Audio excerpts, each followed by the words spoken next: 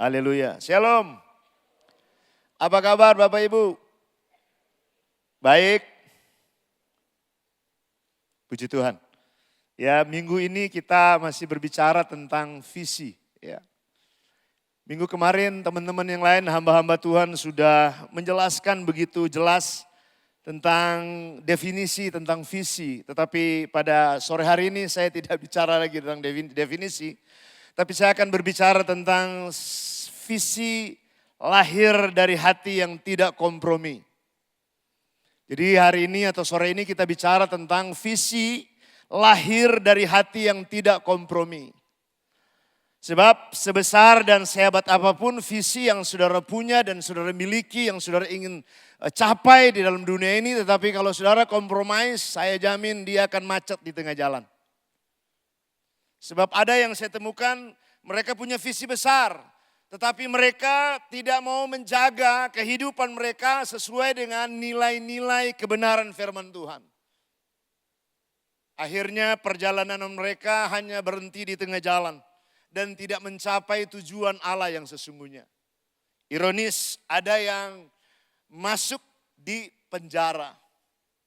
Padahal awalnya waktu mereka masih remaja sampai mereka youth ya atau di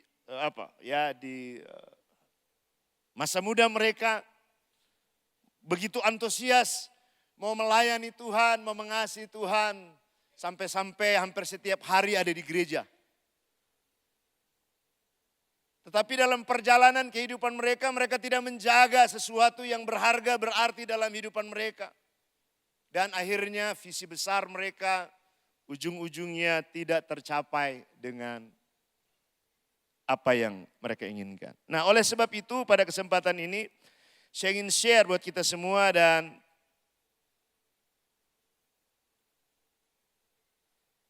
tentang visi itu lahir dari hati yang tidak kompromi.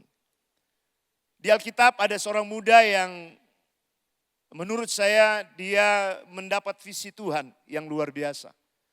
Tetapi di dalam proses perjalanan kehidupan mereka ya masih sangat muda, ternyata mereka harus masuk di suasana atau di mana kelihatannya visi itu mungkin tidak akan tercapai. Karena bangsa ini yaitu bangsa Yehuda, orang-orang Yahudi ya pada zaman itu mereka ditawan oleh Babilonia. Yaitu namanya adalah Daniel. Kita tahu bersama bahwa cerita ini. Namun saya berangkat dari sini bahwa Daniel adalah seorang pemuda atau seorang pemuda Yahudi yang dibawa ke istana raja Nebukadnezar di Babel. Kurang lebih usianya pada waktu mereka dibawa ke Babel, kurang lebih 14 sampai 17 tahun lah perkiraan. Karena ada banyak tafsiran-tafsiran lain, tetapi kurang lebih seperti itulah. Di usia 15 sampai 17 tahun, anak muda ini dibawa ke Babel. Tentunya Babel itu adalah tempat yang asing bagi mereka karena itu bukan tempat mereka. Bahkan di sana pasti ada budaya dan nilai-nilai yang bertentangan dengan iman mereka. Karena Babel adalah penguasanya adalah Raja Nebukadnezar pada saat itu adalah mereka tidak percaya siapa Tuhan yang dipercayai oleh Daniel. Namun di tempat itulah visi Allah bagi hidupnya mulai digenapi. Bapak Ibu bisa bayangkan bahwa mereka masih muda tetapi mereka ditawan. Orang kalau ditawanan itu tidak bebas. Selalu dimonitor, selalu diawasi. Tidak bebas, seperti ada sesuatu yang mengekang hidup mereka. Namun kalau kita perhatikan alasan kenapa bangsa Yehuda ini ditawan oleh bangsa Babilonia atau Babel. Dalam konteks historis atau teologisnya jelas bahwa bangsa Yehuda mereka jatuh dalam beberapa hal. Yang pertama adalah mereka menyembah berhala. Mereka sudah mulai kehilangan esensi daripada penyembahan yang sejati. Tadinya mereka menyembah Tuhan yang hidup. Sekarang mereka bergeser, mereka menyembah berhala buatan tangan manusia. Ini alasan pertama kenapa mereka kalah dalam pertempuran. Yang kedua adalah mereka tidak taat terhadap hukum Tuhan. Mereka udah mulai kompromis dan mereka nggak taat lagi kepada setiap hukum-hukum Tuhan yang Tuhan tetapkan harus mereka taati dan hormati. Bahkan mereka mulai menolak nabi-nabi Tuhan yang dipakai Tuhan untuk menyuarakan suara Tuhan di tengah-tengah bangsa itu. Mereka udah mulai tidak mau mendengar suara itu. Sebagai bentuk penghukuman Tuhan, Tuhan membiarkan Yerusalem jatuh di tangan Babel. Mereka menjadi tawanan kerajaan Babel selama 70 tahun. Bayangkan Bapak Ibu, ditawan selama 70 tahun. Ini bukan tahun yang pendek, ini tahun yang panjang. Dan kalau kita lihat historis perjalanan bangsa ini, kemungkinan besar bangsa ini tidak bisa mencapai kepada visi Allah yang Allah taruh buat mereka sebagai umat pilihan Tuhan.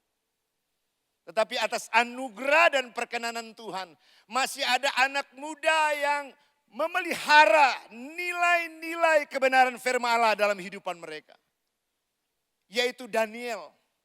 Di antara bangsa Yehuda yang mulai tidak setia dengan Tuhan, mulai menyembah berhala.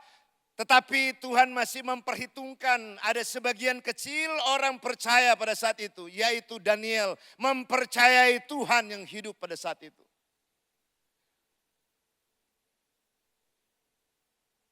Ini penting Bapak Ibu Saudara yang kasih dalam Tuhan. Kenapa mereka ditawan oleh bangsa Babel? Karena itu tadi yang saya jelaskan. Mereka menyembah berhala. Mereka mulai tidak taat kepada hukum Tuhan. Bahkan penolakan tentang nabi-nabinya.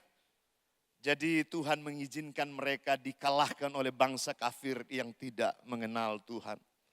Namun pertanyaan mungkin di antara kita, bagaimana visi Allah digenapi lewat kehidupan Daniel? Yang pertama, jelas bahwa ternyata Tuhan kita atau Allah yang hidup itu yang punya visi besar dalam kehidupan saya dan saudara, supaya saya dan kita semua sampai kepada tujuan ilahi Tuhan. Selama saya dan saudara ada dalam dunia ini, biar kita harus memiliki nilai-nilai kebenaran firman Allah yang harus jadi budaya kehidupan saya dan saudara di perjalanan kehidupan kita setiap hari. Bagaimana caranya supaya Daniel bisa menggenapi visi Allah lewat kehidupan? Daniel pasal yang pertama ayat 8 sampai 9. Jelas di sana berkata seperti ini, saya baca buat kita semua. Daniel berketetapan untuk tidak menajiskan dirinya dengan santapan raja dan dengan anggur yang biasa diminum raja. Dimintanyalah kepada pemimpin pegawai istana itu supaya ia tak usah menajiskan dirinya. Lihat saudara yang kasih dalam Tuhan. Ada sebuah prinsip, ada sebuah nilai yang dipelihara oleh anak muda ini di tengah-tengah bangsa yang dijajah oleh Babilonia. Dan Alkitab menjelaskan Daniel sendiri berketetapan untuk tidak menajiskan diri. Ini yang penting. Dari visi Allah akan digenapi dalam kehidupan setiap orang percaya ketika orang itu menjaga dirinya untuk tetap hidup benar di hadapan Tuhan. Di sini dikatakan Daniel berketetapan untuk tidak menajiskan diri. Artinya tidak mengizinkan sesuatu yang bukan nilai kerajaan Allah memerintah di hati Daniel. Dan dengan inisiatifnya sendiri, dia datang kepada pegawai istana. Maaf, saya berketetapan untuk tidak menajiskan minuman yang diminum oleh raja. Biasanya ketika ada pesta raja, biasanya anggur yang terbaik yang dimunculkan di sana. So mereka pasti mabuk dan pesta pora. Dan Daniel tahu bahwa ketika dia masuk ke dalamnya, kemungkinan besar akan mencemari kehidupannya. Dan Alkitab katakan dia berketetapan, punya pendirian, punya sikap hidupnya. Bangga apapun yang terjadi, saya akan tetap menjaga kekudusan hidup saya. Lebih penting dari semua pesta pora yang akan membuat masa depannya hancur. Jadi ini yang dibangun oleh Daniel dalam perjalanan kehidupannya. Lihat saudara yang kasih dalam Tuhan, ketika dia memutuskan untuk tidak menajiskan dirinya, ternyata nilai itu bergetar di sorga. Waktu dia memutuskan untuk hidup tidak kompromis tentang dosa, memutuskan untuk tidak mencemari hidupnya, sorga berbicara. Alkitab menceritakan ketika dia memutuskan itu, ayat 9 berkata, maka Allah mengaruniakan kepada Daniel kasih dan sayang. Keren gak ini saudara? Orang-orang yang menjaga hidupnya tidak kompromis tentang dosa, sorga bergetar. Sorga langsung melihat apa yang dikerjakan oleh seorang anak muda ini. Dia langsung dapat kasih karunia di mana kasih sayang Tuhan dengan utuh mengurapi dan menyertai kehidupan orang ini. Sehingga pegawai istana pun waktu mendengar kata dan kalimat itu, dia sangat mengasihi dan sangat menyayangi pemuda yang satu ini. Jadi ternyata Bapak Ibu saudara kasih dalam Tuhan, ketika saya dan saudara sefrekuensi dengan nilai-nilai kerajaan Allah, maka Allah akan menyediakan yang terbaik dalam kehidupan saya dan saudara. Ya, Daniel membuktikan itu ketika dia mulai menjaga kehidupannya di tengah-tengah istana Raja Nebukadnezar. Bahwa tidak akan menajiskan dirinya. Ayat 19 langsung terkonfirmasi. Allah mengaruniakan, saudara yang kasih dalam Tuhan. Tuhan itu selalu merindukan setiap orang percaya punya nilai seperti yang nilai Tuhan punya. Saya menemukan ada orang-orang yang kepingin dan mereka bercerita, aku punya visi besar. Tetapi mereka tidak memiliki nilai kerajaan Allah dalam kehidupan mereka. Mereka tidak mau menjaga tentang prinsip-prinsip kebenaran firman Allah yang harusnya jadi permanen dalam kehidupan mereka. Bagi Tuhan kekudusan segala-galanya. Dan kalau gereja anggap kekudusan itu tidak merupakan hal yang penting dalam kehidupan saya dan saudara, dengan sendirinya kekudusan itu akan hilang dalam kehidupan saya dan saudara. Ya, barang yang Anda nggak suka, saya percaya Anda pasti taruh di mana? Di gudang. Karena apa? Anda nggak mau barang itu. Anda nggak anggap penting barang itu. Maka barang itu saudara taruh di gudang. Kalau Anda tidak anggap penting kekudusan itu dalam kehidupan saudara, dengan sendirinya kehidupan saudara kehilangan apa yang disebut dengan nilai kekudusan dalam kehidupan saudara. Dan jangan heran, kita akan menjadi orang Kristen yang sangat duniawi. Kita akan menjadi orang Kristen yang sangat duniawi. Dan jangan heran, pikiran dan kehidupan kita kotor dalam kehidupan saya dan saudara. Kenapa? Saudara tidak anggap bahwa kekudusan itu penting dalam kehidupan saya dan saudara. Daniel menganggap bahwa kekudusan itu penting. Maka sorga juga mendengar apa yang menjadi komitmen Daniel untuk tidak menajiskan diri, langsung hadir. Bagi anak-anak muda yang sedang pacaran, jagalah kekudusanmu dalam pacaranmu. Mungkin saudara berkata, pastor yang ngomong depan itu kuno. Bapak Ibu, kekudusan itu relevan di sepanjang zaman. Kalau Anda itu anggap itu kuno, tinggal tunggu waktu hidupmu tidak akan seperti yang Tuhan inginkan. Ada anak muda bilang begini, pastor kuno apa yang Anda sampaikan, yes. Tetapi di hadapan Tuhan itu relevan. Karena kekudusan bagi Tuhan segala-galanya. Alkitab cerita ketika manusia jatuh dalam dosa di Taman Eden, Tuhan kick mereka keluar dari Taman Eden. Alkitab cerita, dia usir. Dia protek dengan malaikat di sekelilingnya. Karena Tuhan anggap kekudusan itu penting. Maka kalau Anda tidak anggap penting kekudusan, tinggal tunggu waktu kehancuran akan melanda hidup saudara. Yes. Saya sudah menemukan ada banyak orang yang tidak menjaga kekudusan mereka. Masih pacaran, sudah berhubungan seks dalam kehidupan mereka. Dan mereka bilang, pastor orang lain juga lakukan itu. Dan pada akhirnya menikah baru 5-6 tahun masih bulan madu. Biasanya begitu, 5-6 tahun itu menikah itu seperti bulan madu. Tapi 6-10 tahun ke depan itu madunya sudah hilang, tinggal bulan-bulanan. Mulai konflik, mulai masalah di sana. Karena apa? Mereka tidak menjaga apa yang disebut dengan kekudusan pernikahan. Mereka adopsi dan serap semua kekuatan duniawi dalam perjalanan pernikahan mereka. Mereka bilang ada tuh Dia Kristen tapi bisa cerai dan nikah lagi. Setan orang itu. Oh yes, gereja harus jelas dan tegas menyampaikan prinsip ini. Sebab kita mempersiapkan Bapak Ibu bukan untuk hal-hal yang duniawi, tapi untuk hal yang kekekalan.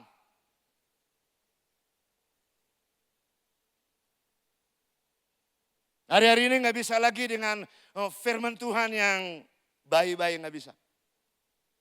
Sebab kami sebagai hamba Tuhan mempertanggungjawabkan itu di hadapan Tuhan. Jadi yang pertama adalah Daniel menggenapi visi Allah dengan nilai hidup yang dia bangun, dia jaga, yang dia kembangkan dalam hidupannya. Sejak dia usia muda, 17 tahun kurang lebih. Keren gak ini? Wow.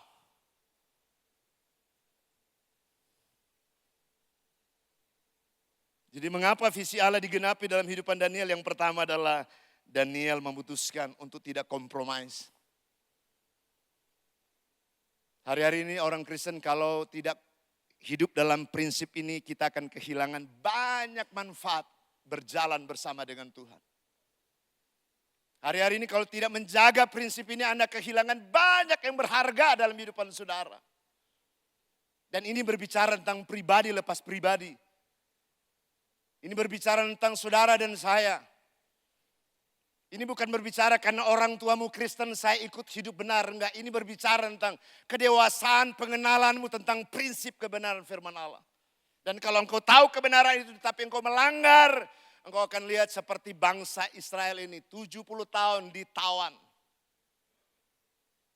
Jangan mau kita ditawan selama 70 tahun. Sangat panjang waktunya. Tentunya di Istana Babel tekanan kompromis itu sangat amat besar.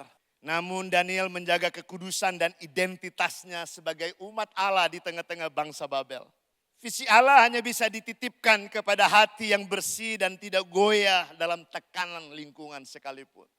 Makanya Bapak Ibu, anak-anak muda, saya ingatkan buat kita semua, siapapun saudara, miliki prinsip yang kuat di dalam iman percayamu kepada Tuhan. Jangan mau dipengaruhi oleh orang lain.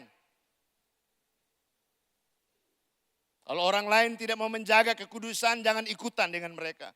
Miliki prinsip, kalau tidak Anda akan hanyut dengan orang yang membawa saudara keluar dari prinsip itu. Ini pilihan.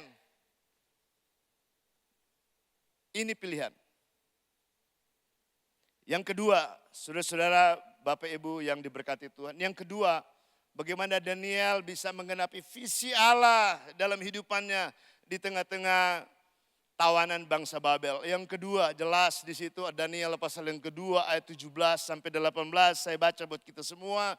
Firman Tuhan berkata, kemudian pulanglah Daniel dan memberitahukan hal itu kepada Hananya, Misael dan Asaria. Teman-temannya. Ternyata saudara yang kasih dalam Tuhan, Daniel itu punya komunitas yang sehat. Dia punya komunitas yang benar. Makanya waktu dia terima visi Allah di mana dia harus memberikan pengertian mimpi Nebukadnezar. Karena semua ahli-ahli mimpi, ahli-ahli nujum, jampi-jampi di situ di istana itu, mereka sudah dikumpulin oleh Raja Nebukadnezar dan Nebukadnezar sudah memberitahu tentang mimpinya. Ternyata orang-orang ahli di situ tidak bisa menerjemahkan mimpi Raja Nebukadnezar. Sedangkan persyaratan Raja Nebukadnezar, barang siapa tidak bisa menerjemahkan mimpi ini, leher mereka dipancung. Bahkan rumah mereka, bahasa Alkitab katakan harus rata dengan tanah. Wih, ini ngeri persyaratannya. Ternyata saudara dalam Tuhan, ada Daniel muncul. Dan Daniel tahu bahwa wow, kita bisa ikut binasa. Dan visi kita akan lenyap di tengah-tengah bangsa Babilonia. Tiba-tiba dengan sikap yang sangat berani, Daniel mengajukan diri. Dia beritahu kepada teman-temannya, mungkin saya kasih bahasa zaman now. Bro, ini ada tantangan besar kita ini. Saya akan menerjemahkan mimpi Raja Nebukadnezar. Tolong berdoa untuk situasi ini. Keren gak Nebukadnezar? Keren gak Daniel? Jadi ternyata Daniel itu punya komunitas yang sehat. Komunitas yang membangun. Komunitas yang mengarahkan untuk visi hidupnya ke depan lebih baik. Makanya Bapak Ibu, teman-teman, khususnya buat anak muda, pilihlah komunitas yang sehat dan membangun untuk masa depan Anda. Ada banyak komunitas yang tidak sehat hari-hari ini. Tapi malam ini Tuhan ingatkan, pilih dan putuskan untuk memiliki komunitas yang sehat. Seperti dikatakan oleh Daniel, ada 3 temannya bersama dengan dia. Dan dia kasih tahu ayat 8. Dengan maksud supaya mereka memohon kasih sayang kepada Allah semesta langit. Mengenai rahasia itu supaya Daniel dan teman-temannya jangan dilenyapkan bersama-sama orang-orang bijaksana yang lain yang ada di Babel. Yang kedua adalah Daniel menggenapi visi karena Daniel membutuhkan hikmat dari Allah. Kemudian Daniel 2 ayat 19-20 berkata begini. Maka rahasia itu disingkapkan kepada Daniel dalam suatu penglihatan malam. Lalu Daniel memuji Allah semesta langit. Berkatalah Daniel, terpujilah nama Allah. Dari selama-lamanya sampai selama-lamanya. Sebab daripada dialah hikmat dan kekuatan. Saudara, di tengah-tengah ketegangan Tuhan datang memberikan sebuah visual yang jelas pada waktu Daniel sedang tidur. Saudara, kalau hidup saudara benar, saudara tidak akan terintimidasi dengan orang-orang di sekeliling. Kalau sikap hatimu benar, engkau tidak akan terintimidasi dengan komunitas-komunitas yang ada di sekelilingmu. Alkitab mencatat Daniel diberikan mimpi oleh Tuhan pada saat apa? Pada saat lagi tidur. Saudara, posisi yang paling enak dalam dunia ini pada waktu saudara sedang tidur nyenyak kan? Orang ngorok di sebelah itu lewat. Karena apa? Lagi enak tidur. Mau bunyi apapun di sebelah kiri kanan enggak peduli. Tapi Daniel betul-betul waktu dia tidur tiba-tiba Roh Kudus datang. Membukakan mata rohaninya untuk melihat mimpi Raja Nebukadnezar harus diterjemahkan. Makanya ayat-ayat itu dikatakan, dia langsung katakan, terpujilah Allah. Lihat saudara, dari nilai kehidupan Daniel, bahwa benar-benar dia terkoneksi, ada akses dengan kerajaan Allah. Bukankah itu sangat berarti dan luar biasa ketika saudara terakses dengan sorga? Waktu saudara jalan buntu dan tengah-tengah tekanan, saudara mungkin bingung, Tuhan bagaimana ini caranya ini menyelesaikan persoalan ini. Pada waktu saudara tidur, tiba-tiba Tuhan datang dan membukakan rahasia itu buat saudara. Ini keren gak?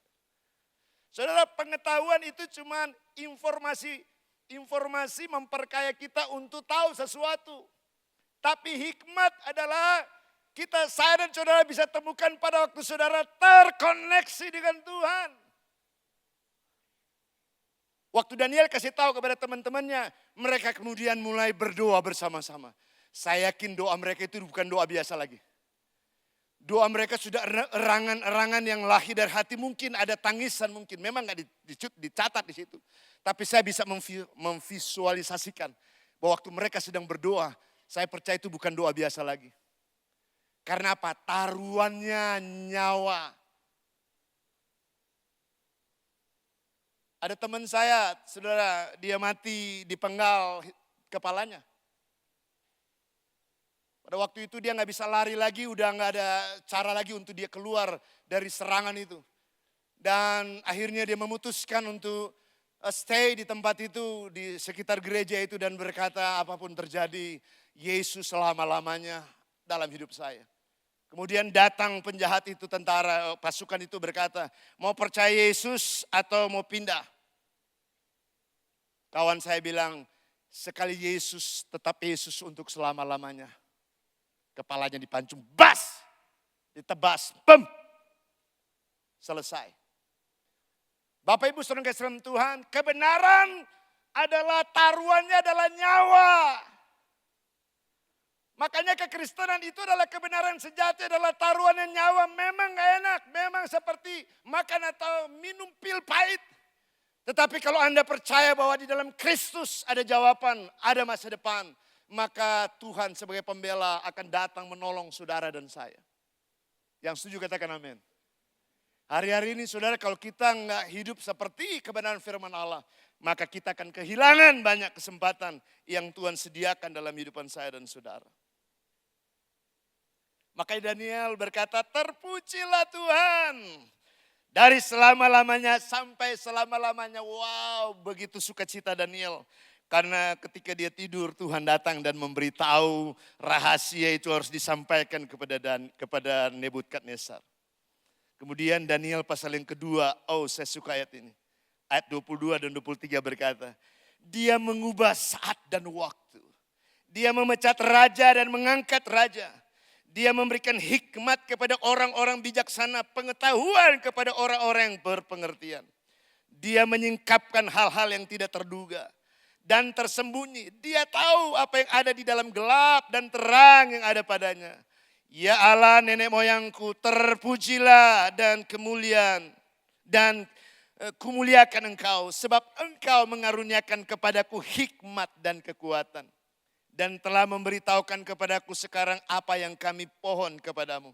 Engkau telah memberitahukan kepada kami hal-hal yang dipersoalkan raja. Wow. Ketika Daniel dipanggil oleh Nebukadnezar, Daniel dengan penuh keberanian dan penuh tatapan tajam, dengan penuh keyakinan dan kepastian menyampaikan pesan Tuhan kepada raja tentang mimpi yang dia akan terjemahkan. Orang kalau dia hidup dalam kebenaran, dia ada penuh dengan keberanian untuk berkata ya di atas ya, tidak di atas tidak. No compromise. Dan hikmat itu diberikan oleh Tuhan dalam kehidupan Daniel.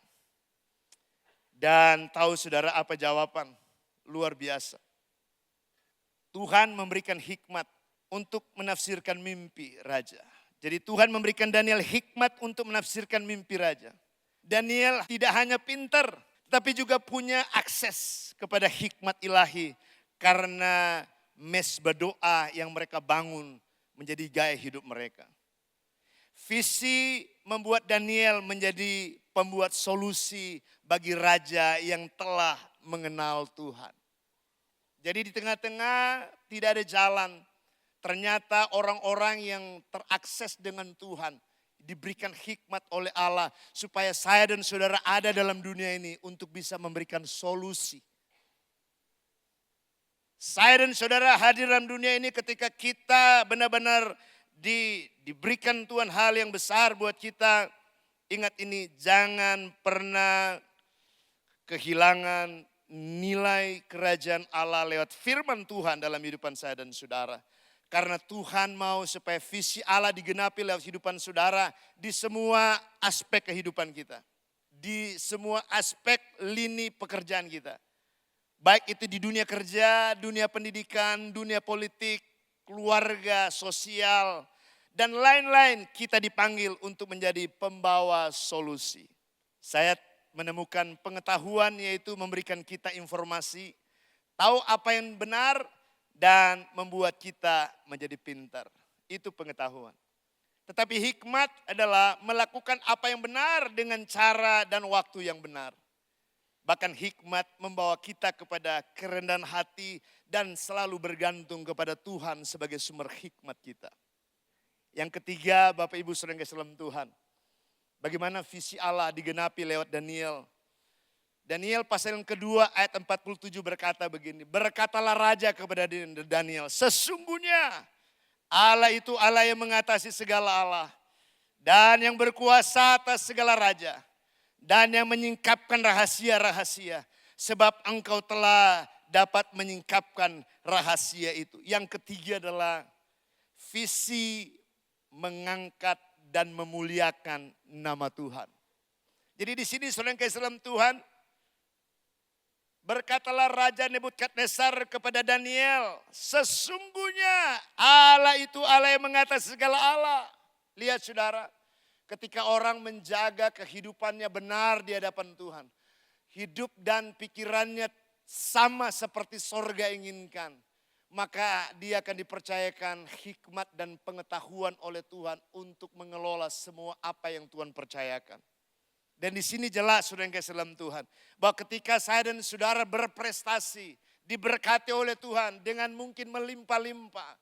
Dengarkan ini, harusnya yang dapat kredit bukan saya dan saudara. Harusnya yang dapat kredit adalah Tuhan yang mempercayakan itu dalam kehidupan saudara dan saya. Ini yang dikatakan oleh kebenaran firman Tuhan. Di mana Raja Nebukadnezar berkata, Daniel, sesungguhnya Allahmu itu adalah Allah yang mengatasi atas segala Allah. Nebukadnezar mengakui Tuhan yang dipercayai oleh Daniel. Karena apa? Karena mereka jadi pembawa solusi di istana Babel. Ini keren, saudara. Selanjutnya, saudara, Daniel pasal yang kedua ayat 48.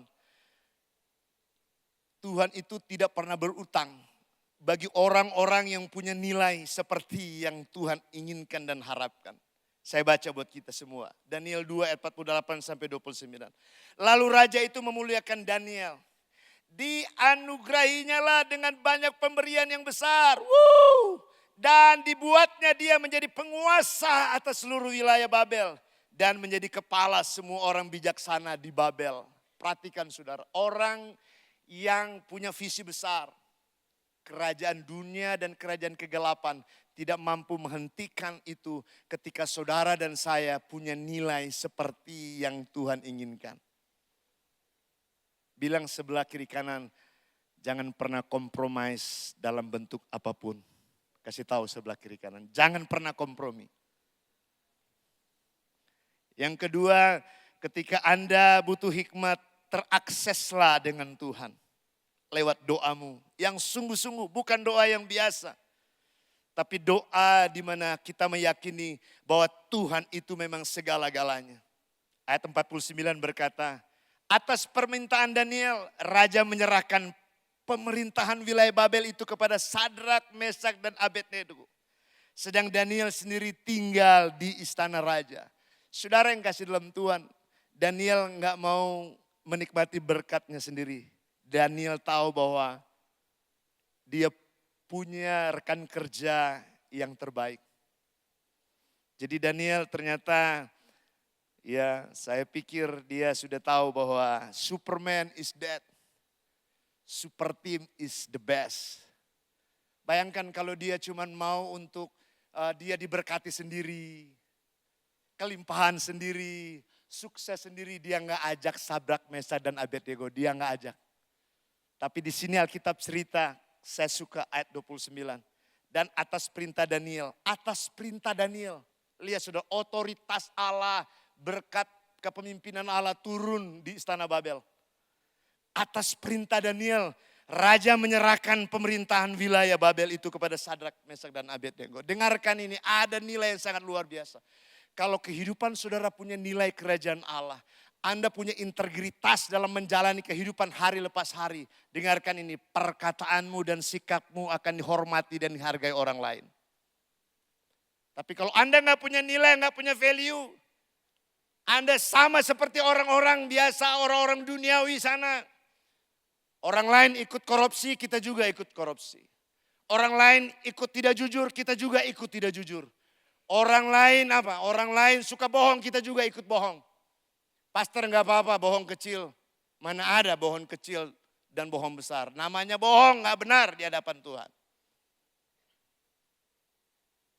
Ya, makanya Daniel dipromosi dan diangkat oleh Tuhan. Saya menemukan ternyata orang yang punya nilai, orang yang punya integritas, orang yang membangun nilai kebenaran firman Allah. Tuhan akan angkat hidupmu dengan cara Tuhan, bukan dengan caramu. Dan hari ini kalau engkau tidak pernah masuk dalam dimensi itu, percayalah kemungkinan besar ada sesuatu yang salah dalam pengiringanmu ikut Tuhan. Kalau Daniel bisa diangkat oleh Tuhan dengan cara Tuhan di tengah-tengah pembuangan. Tapi visi Allah terus bergerak. Karena visi Allah bergerak di dalam nilai-nilai kerajaan Allah. Yang Anda adopsi dan hidupi dan jalani dalam perjalanan hidupmu. Yang setuju katakan amin. Setelah Daniel menafsirkan mimpi Raja Nebukadnezar, Raja sendiri memuliakan Allah. Jadi tujuan akhir dari visi bukan kesuksesan pribadi. Tetapi nama Tuhan harus dimuliakan lewat apapun pencapaian saudara. Daniel tidak mencari popularitas atau follower terbanyak demi keuntungan pribadinya sendiri. No. Tetapi pencapaiannya adalah membuat orang lain mengenal Tuhan dan memuliakan nama Tuhan. Ini baru benar saudara. Apapun pencapaian saudara ingat ini. Yesus harus yang dapat kreditnya. Visi Allah bisa digenapi bahkan di tempat yang gelap dan penuh kompromi. Seperti di Istana Babel. Allah akan terus menggenapi visi lewat orang-orang yang membangun sekali lagi nilai kebenaran menjadi gaya hidup dalam kehidupan mereka. Saya simpulkan dalam khotbah singkat pada kesempatan ini ada 3 hal. Kalau Anda ingin menggenapi visi Allah dalam perjalanan hidupmu dan masa depanmu, ingat ini. Hiduplah di dalam kekudusan Allah. Jangan pernah kompromis.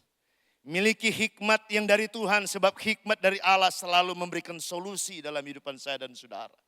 Dan yang ketiga, membawa orang lain berjumpa dengan kebenaran firman Tuhan lewat kehidupan saudara sebagai solusi di tengah-tengah perjalanan kehidupan saudara.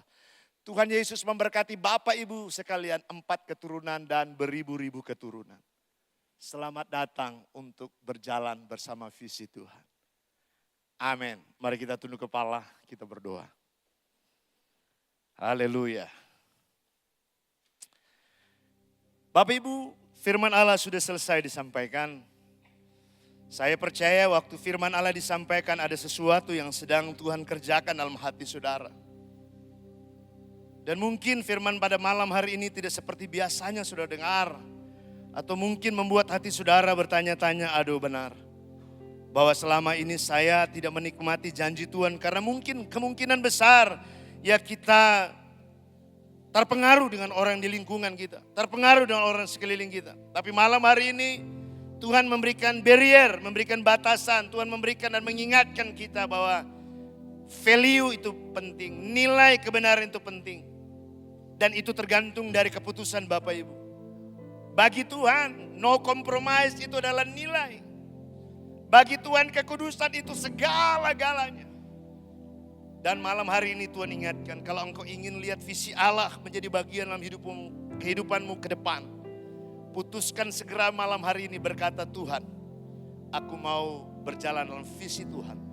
Dan aku mau nilai-nilai kebenaran firman Allah menjadi permanen dalam kehidupan saya. Dan kalau selama ini mungkin ada di antara saudara terus gagal dan berhenti visi Tuhan karena situasi-situasi yang tidak baik.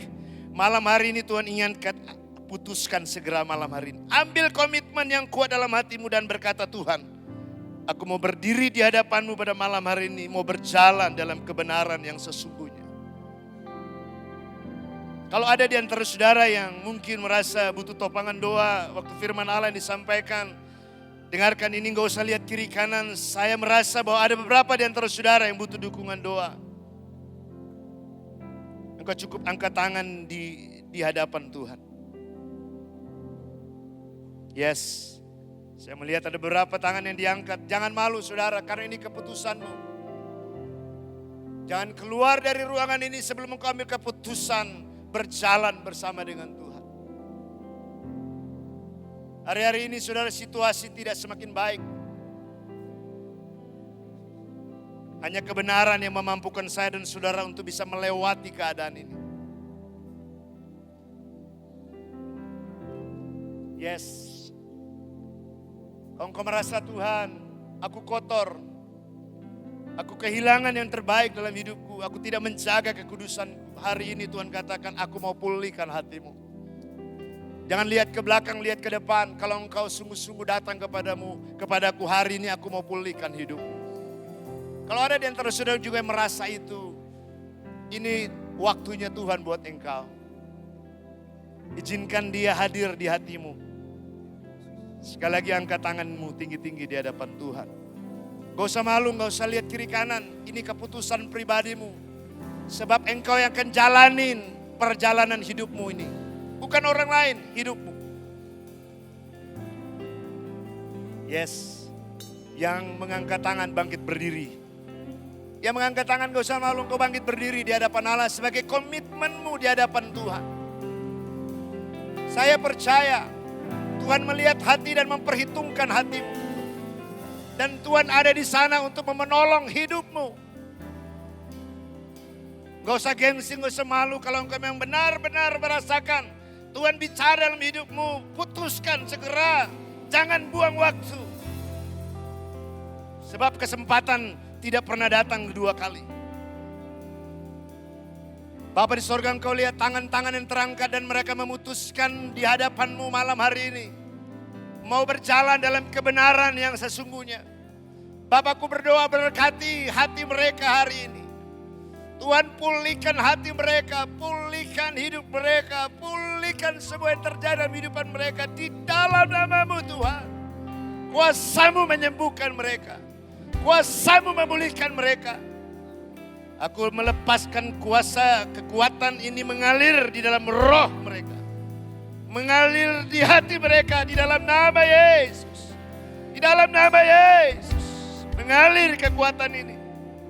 Sehingga lewat mereka Tuhan dampak besar terjadi dalam kehidupan mereka.